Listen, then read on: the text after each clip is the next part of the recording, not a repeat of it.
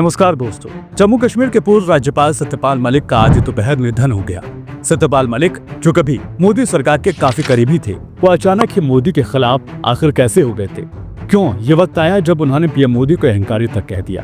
क्या रहे हैं सत्यपाल मलिक से जुड़े 5 अहम विवाद जिन्होंने राजनीति में भूचाल लाकर खड़ा कर दिया? वही बताएंगे आपको आज के इस वीडियो में। आगे बढ़ें उससे पहले आपसे गुजारिश है कि हमारे चैनल को सब्सक्राइब जरूर कर लें ताकि इसी तरह की ट्रेंडिंग टॉपिक पर बनी वीडियो अलग अंदाज में देख सके जो गोदी मीडिया आपको नहीं दिखाता।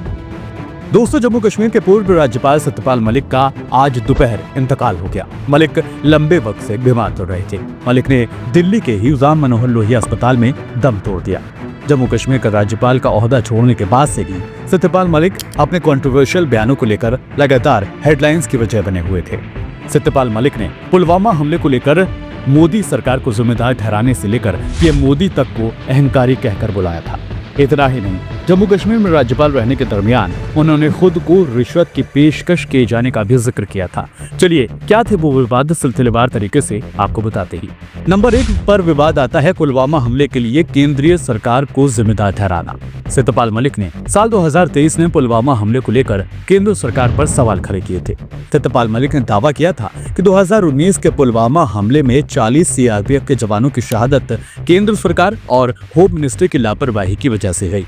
उन्होंने कहा था कि सीआरपीएफ ने जवानों के लिए एयर ट्रांसपोर्ट की मांग की थी, लेकिन इसे मंजूरी ही नहीं दी थी। इसी की वजह से जवानों को सड़क के रास्ते से जाना पड़ा। उन्होंने ये भी कहा कि जब उन्होंने इस मुद्दे को प्रधानमंत्री नरेंद्र मोदी और national security adviser Ajit Doval के सामने उठाया तो उन्हें चुप रहने का मशवरा दे दिया गया। नंबर 2 पे विवाद आता है पीएम मोदी को अहंकारी कहना। जनवरी 2022 में सत्यपाल मलिक ने मेघालय का गवर्नर रहने के दरमियान पीएम मोदी पर अहंकारी होने का इल्जाम लगा दिया था।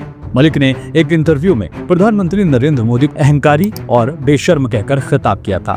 मलिक ने दावा किया है कि उनकी मुलाकात में 5 मिनट के अंदर ही उनसे झगड़ा हो गया था जब उन्होंने किसानों के मुद्दे पर बात करने की कोशिश की। उन्होंने कहा था कि वो बहुत घमंड में थे। जब मैंने कहा कि कुतिया मरती है तो आप चिट्ठी लिखते हो, हमारे 700 लोग मारे जा चुके हैं।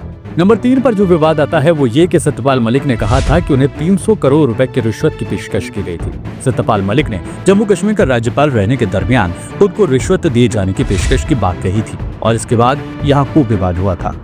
जम्मू कश्मीर के पूर्व राज्यपाल ने तब इल्जाम लगाया था कि सूबे में उनके राज्यपाल के कार्यकाल के दौरान उन्हें 2 फाइलों को मंजूरी देने के लिए 300 करोड़ रुपए यानी 150 करोड़ की रिश्वत की पेशकश की गई थी। इसमें एक किरू हाइड्रोइलेक्ट्रिसिटी प्रोजेक्ट से संबंधित एक फाइल को शामिल किया गया था। उन्होंने दावा किया है कि उन्होंने इस पेशकश को ठुकरा दिया और भ्रष्टाचार की शिकायत प्रधानमंत्री नरेंद्र मोदी से की थी। इसके बाद टेंडर को रद्द कर दिया गया था। नंबर 4 पर जो विवाद आता है वो ये कि राष्ट्रपति उपराष्ट्रपति पद पर अपमानजनक बात की थी।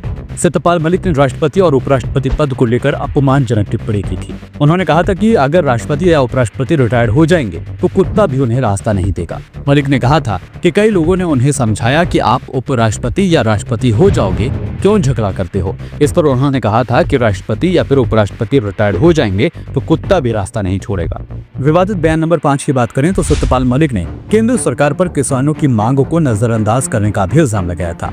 मलिक ने 2020-21 में खुलकर किसान आंदोलन का समर्थन कर दिया था। ऐसे में कि मोदी सरकार के लिए असहज करने वाली स्थिति बन गई थी। मलिक ने कहा था कि अडानी का गोदाम उखाड़ फेंको, मैं आपके साथ जेल चलूंगा। जब तक इन लोगों पर हमला नहीं होगा ये लोग नहीं रुकेंगे।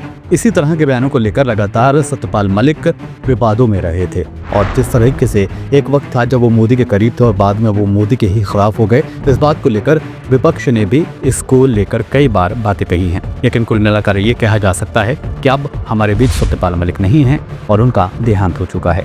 एक जाट नेता के तौर पर उन्होंने एक लंबा सियासी करियर देखा है। कांग्रेस में भी रहे वो, बाकी पार्टियों के लिए भी उन्होंने काम किया और आखिर में वो भारतीय जनता पार्टी के साथ जुड़े रहे और उसके बाद बीजेपी के ही खिलाफ वो खड़े हो गए थे।